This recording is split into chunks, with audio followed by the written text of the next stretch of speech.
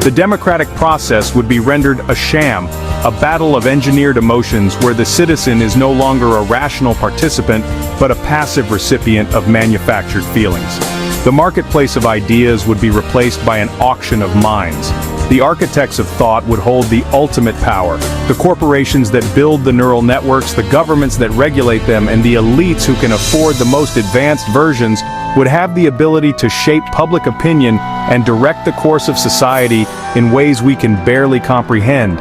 They could define what is normal, what is desirable, and what is true.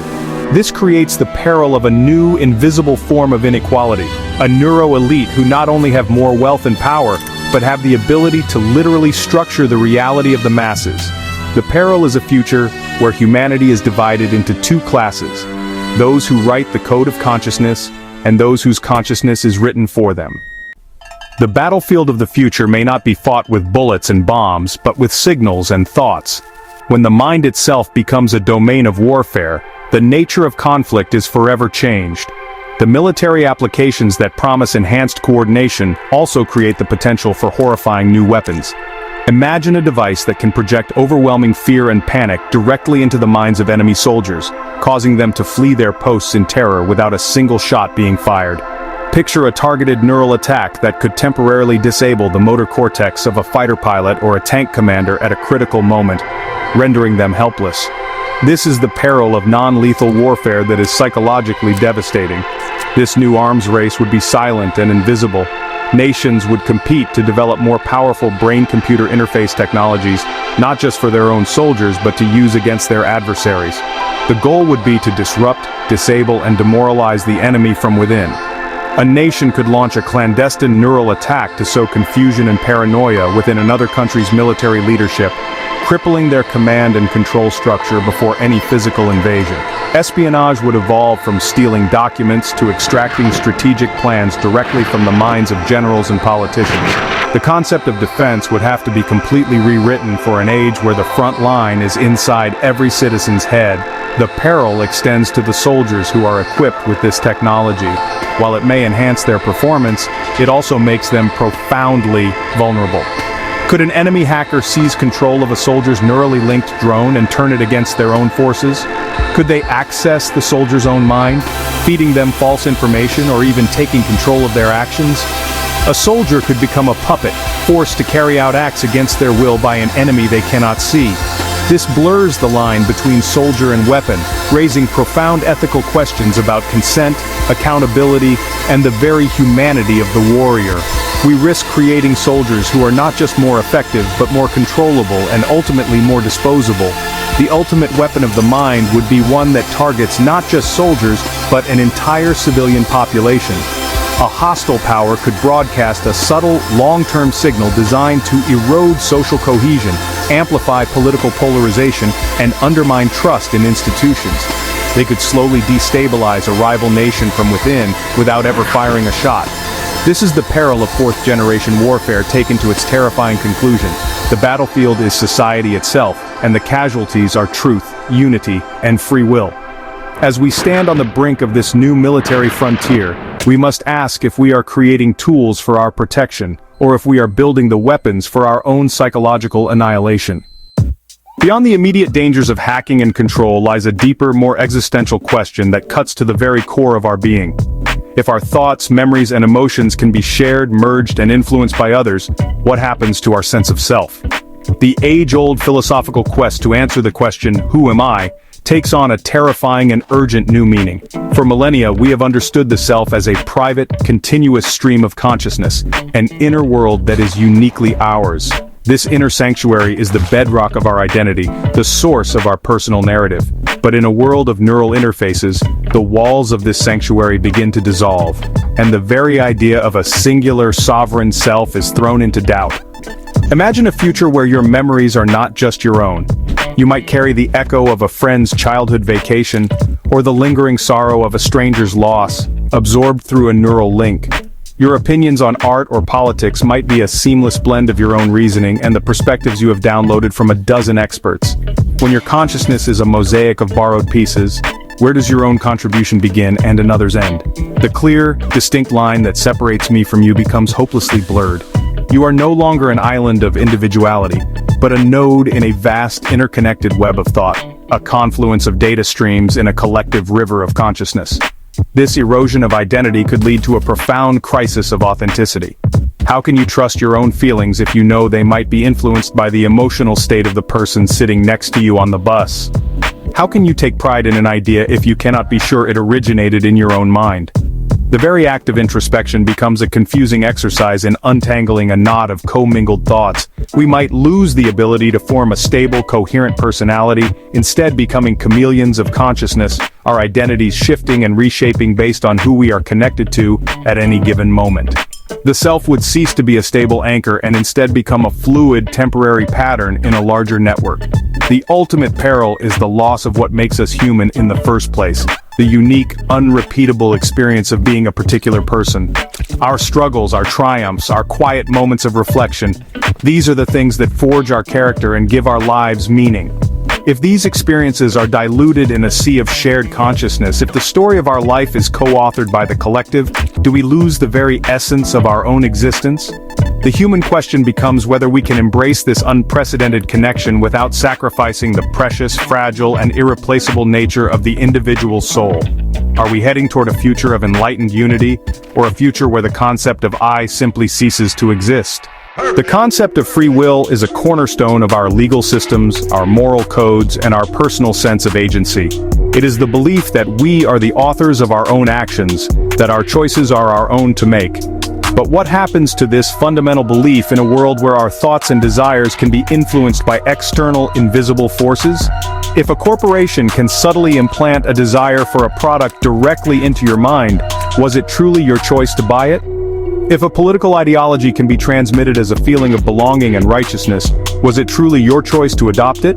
The very notion of free will becomes fragile, perhaps even an illusion, when the mind is no longer a closed system. The threat to our autonomy is not just about overt manipulation, it is about the very nature of a networked consciousness.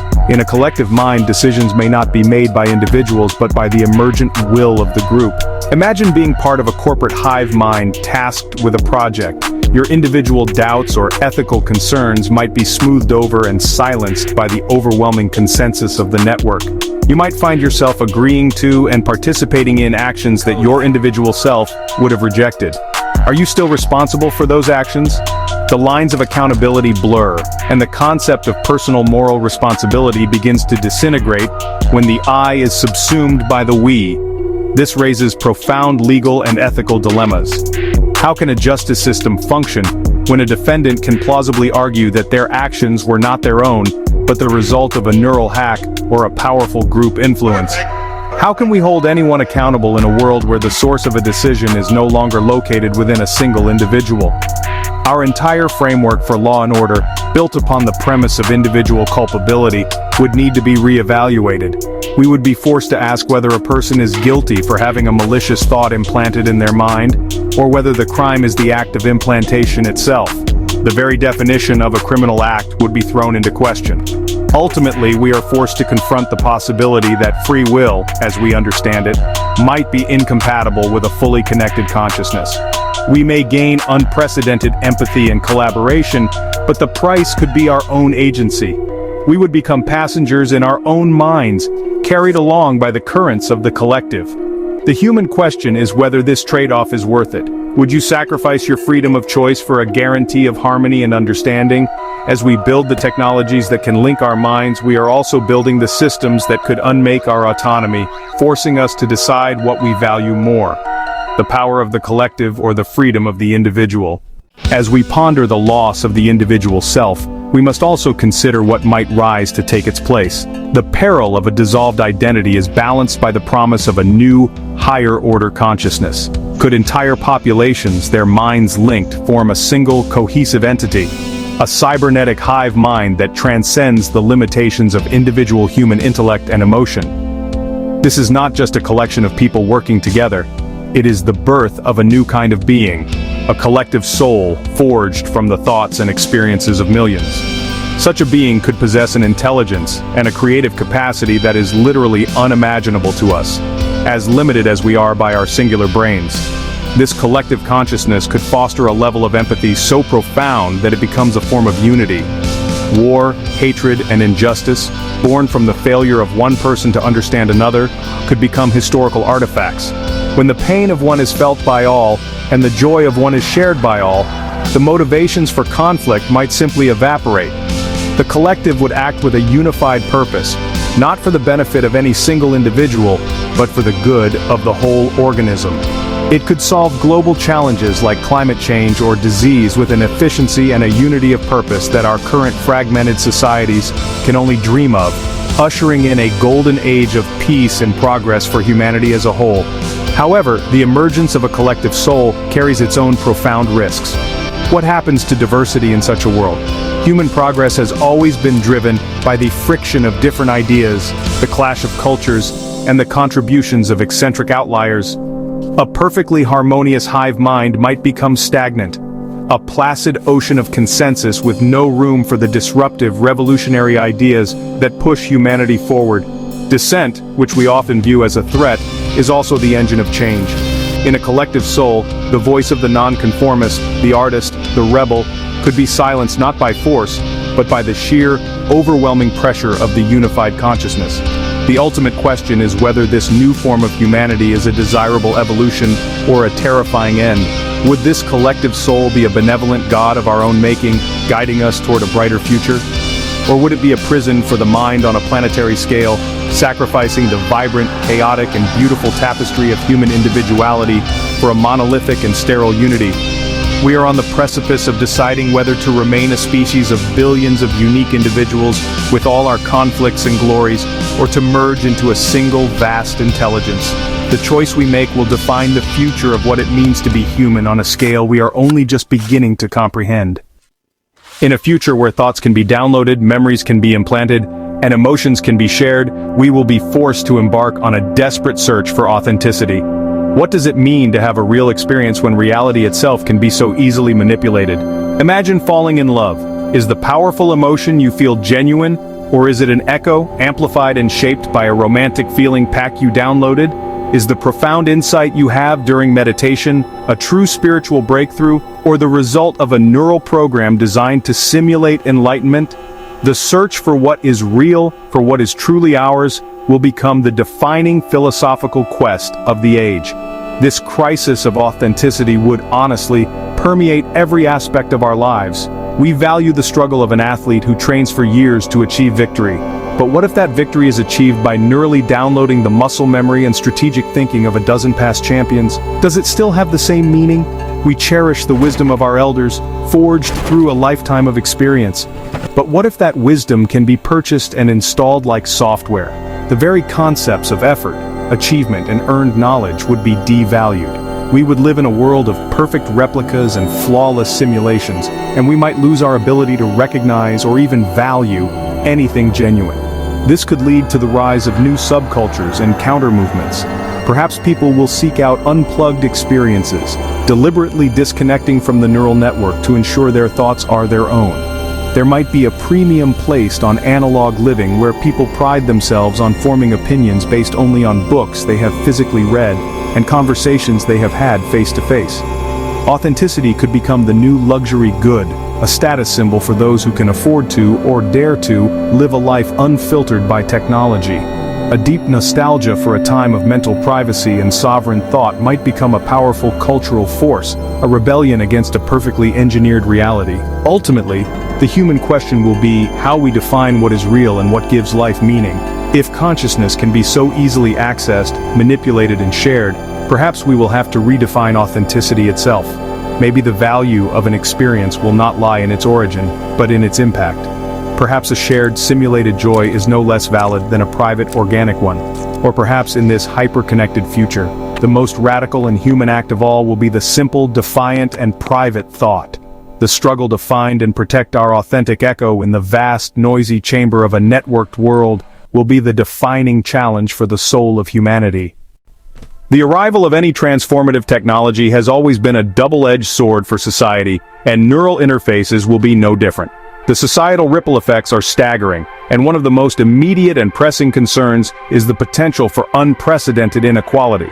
We must seriously consider a future where access to mental enhancement and neural connectivity is not a universal right, but a privilege reserved for the wealthy. This could create a new and terrifying social stratification, a chasm far deeper than any economic gap we know today.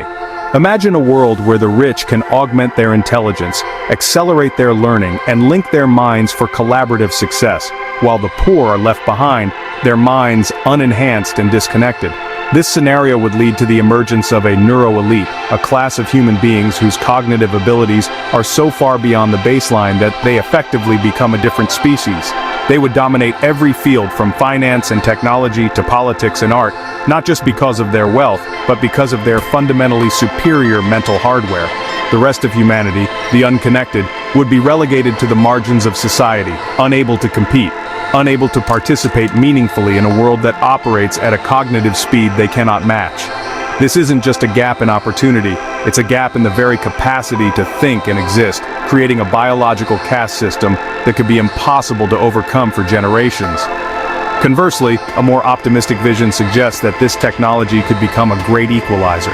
If neural interfaces become democratized, made accessible and affordable for all, they could uplift marginalized communities in ways we can only dream of.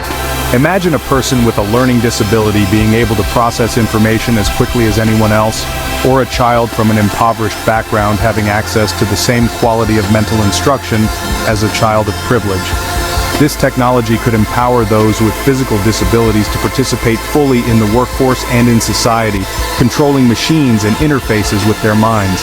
In this future, neural connectivity doesn't create a new divide, it erases old ones, fostering a more inclusive and equitable global society.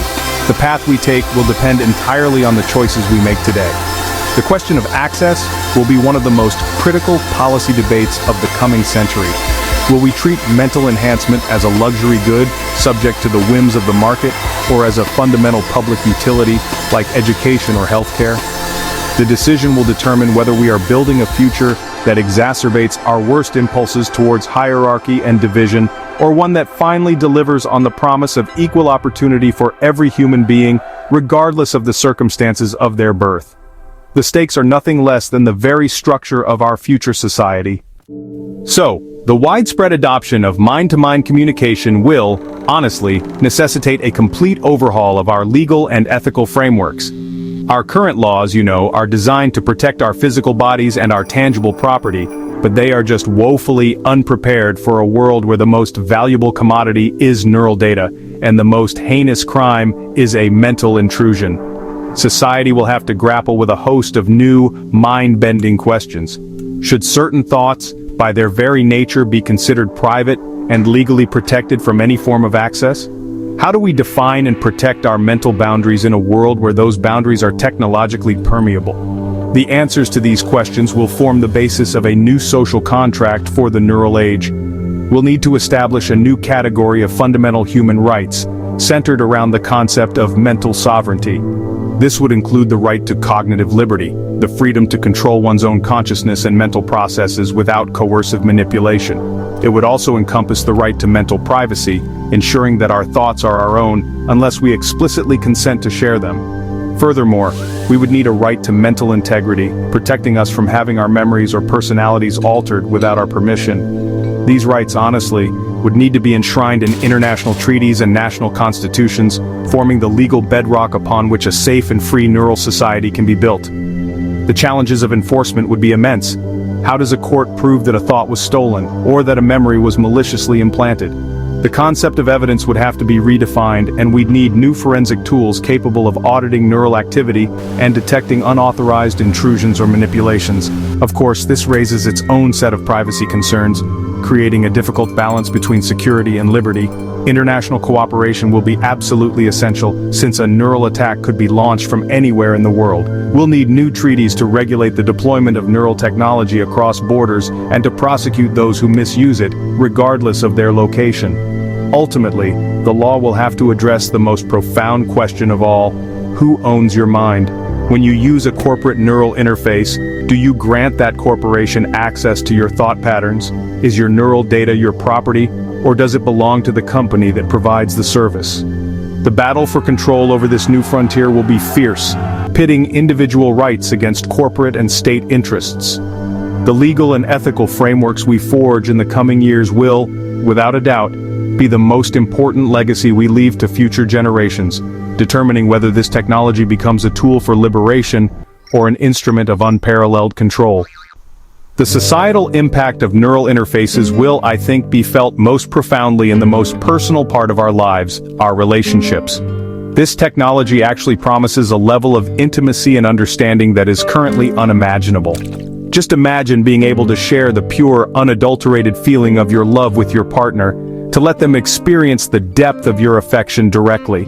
Couples could resolve arguments not through flawed and heated words, but through a mutual sharing of perspectives, fostering a deep and immediate empathy that cuts through anger and misunderstanding. Friendships could be built on a foundation of truly knowing and being known by another person, creating bonds of unprecedented strength and loyalty. However, this radical transparency creates an intimacy paradox. While it offers the potential for deeper connection, it also threatens to destroy the very things that allow relationships to survive. A healthy relationship often relies on a degree of privacy, on the ability to have thoughts and feelings that are not immediately shared. We all have fleeting moments of irritation, doubt, or private fantasy that really have no bearing on our deeper commitments. In a world of total mental transparency, these harmless inner flickers could become sources of constant conflict and insecurity. The pressure to have a pure and perfectly aligned mind with your partner could be suffocating, leading to anxiety rather than connection. The nature of family dynamics, too, would be completely reshaped. A parent could understand a child's needs and fears with perfect clarity, but this could also lead to a new kind of overbearing control, where a child has no private space to develop their own identity. Sibling rivalries could be amplified by the constant awareness of each other's feelings of jealousy or resentment. The delicate dance of family life, with its unspoken rules and gentle accommodations, could be replaced by a harsh and unforgiving reality of unfiltered consciousness. We might find that total honesty is not the foundation of a happy family, but a solvent that dissolves the bonds of affection. Society would need to develop a new etiquette for this transparent world. We would have to learn when to turn down the volume on our connections, how to grant each other mental space, and how to interpret the raw stream of another's consciousness with charity and grace. Perhaps relationships will evolve to be more resilient, capable of handling the messy, contradictory truth of the human mind. Or maybe we will retreat from deep, long-term connections, preferring more superficial links that don't demand such a terrifying level of mental nudity. The intimacy paradox in the end forces us to ask whether we are truly ready for the consequences of knowing each other completely. The societal institution that stands to be most radically transformed by neural interfaces is education.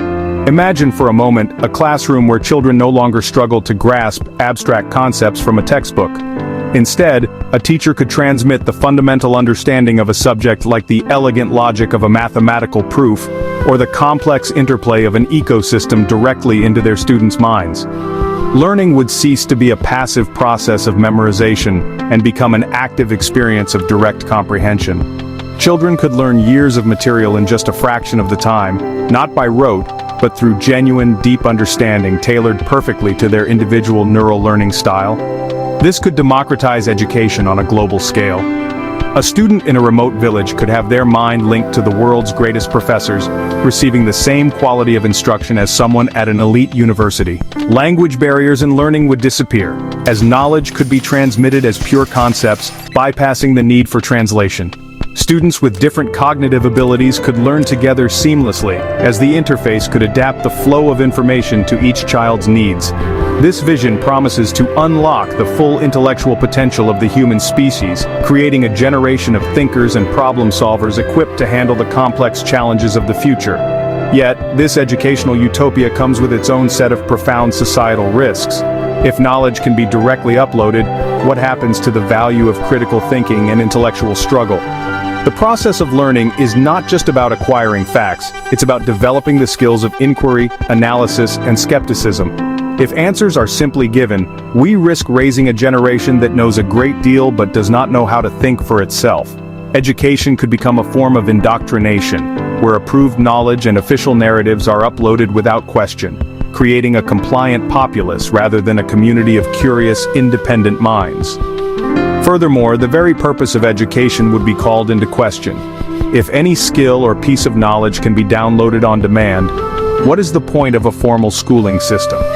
The focus might shift from what you know to your capacity to connect and process information.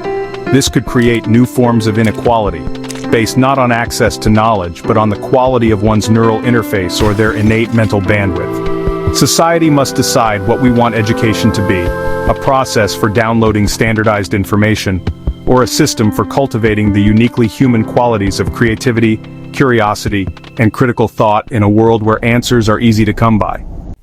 We stand at the precipice of the most profound transformation in human history. The journey into the silent, invisible realm of the mind is no longer a distant fantasy. It's, well, the next great frontier. We have traced the arc of this revolution, from the first tentative whispers between brains across continents to the dawn of networked consciousness. We have marveled at the promise of a world united by empathy, where creativity is a collective symphony, and collaboration knows no bounds. A future where we could heal the sick, educate the young, and solve our greatest challenges by merging the power of our intellects. This is a vision of humanity elevated, a dream of connection so deep it could honestly redefine what it means to be alive. Yet, for every dazzling peak of promise, there is a dark valley of peril. We have stared into the abyss of a world without privacy, where our innermost thoughts become commodities to be bought, sold, and weaponized. We have considered the horror of neural hacking, an invasion more intimate than any physical violation.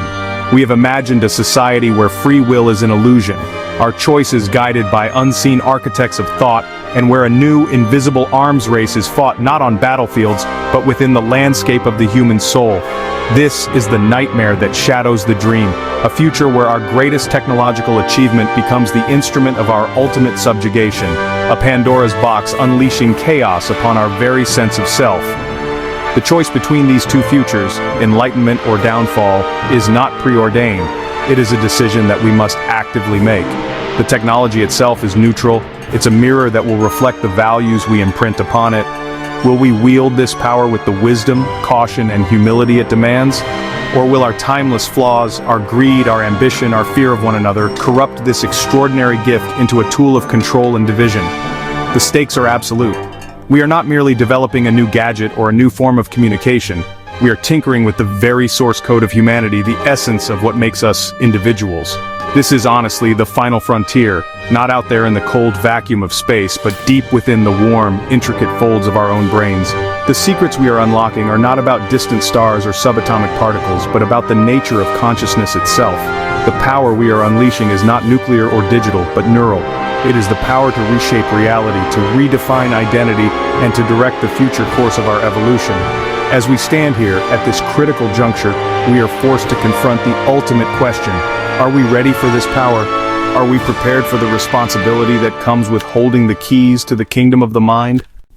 With the capacity to reshape consciousness, we are assuming a responsibility that was once reserved for gods. This is not hyperbole, it is the sober reality of the power we are beginning to wield. The ability to create shared empathy, to implant knowledge, or to alter emotions carries with it a moral weight of immense proportions.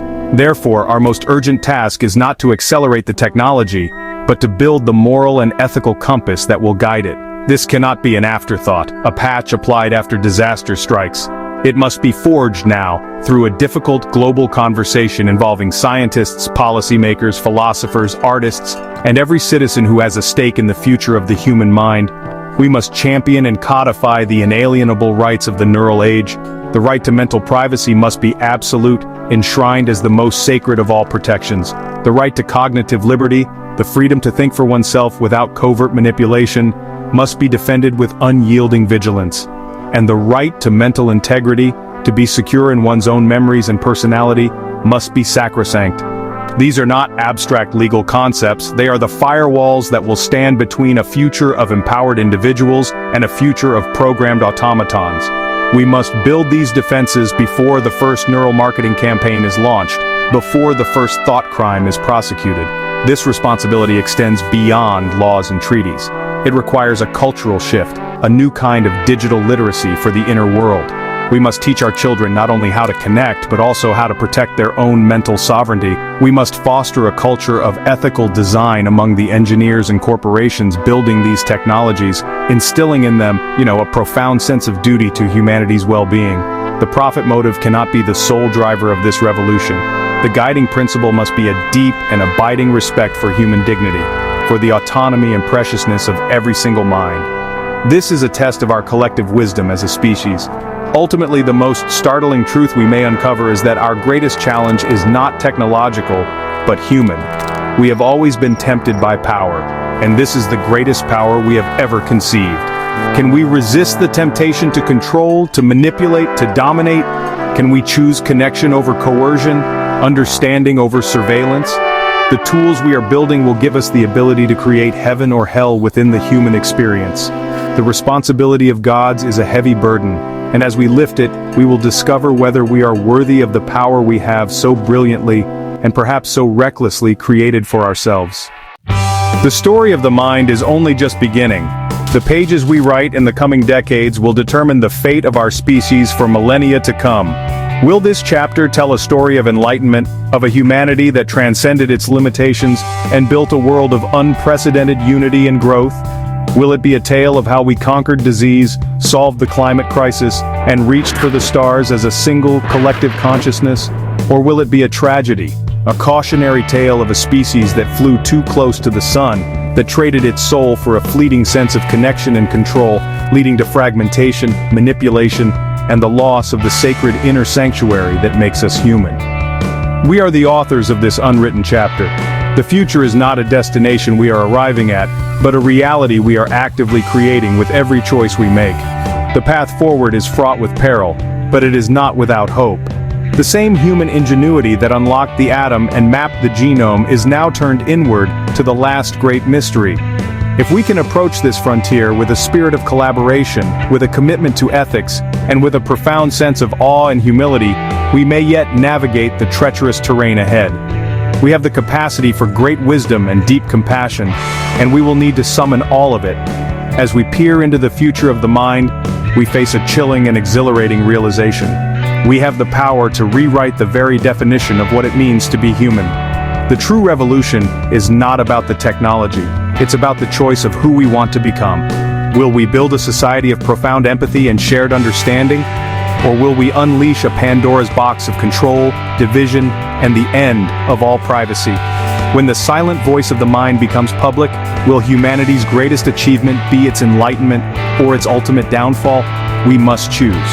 Because in the end, the most powerful and thought-provoking truth is this: the greatest frontier was never in the stars above or in the digital world between us. It has always been deep within ourselves, a silent, complex universe waiting to be unlocked. Now, as we turn the key, we must accept that whatever we find, whatever we become, we will be forever changed. The future is not coming. We are building it, one thought at a time. The question is, what will we think of next? If you enjoyed this video, give it a like, share it with your friends, and subscribe so you don't miss out on future ideas that challenge us to think outside the box. We'd love to hear your thoughts in the comments below. Until next time, and don't forget to always maintain that curiosity that drives progress. Also, explore even more fascinating content on our channel. From life-changing tips and cutting-edge technology, to the mysteries of spirituality, travel to various countries, delicious recipes, health hacks, and language learning, there's something here to spark your curiosity and elevate your life. Dive in and discover a world of knowledge awaits us.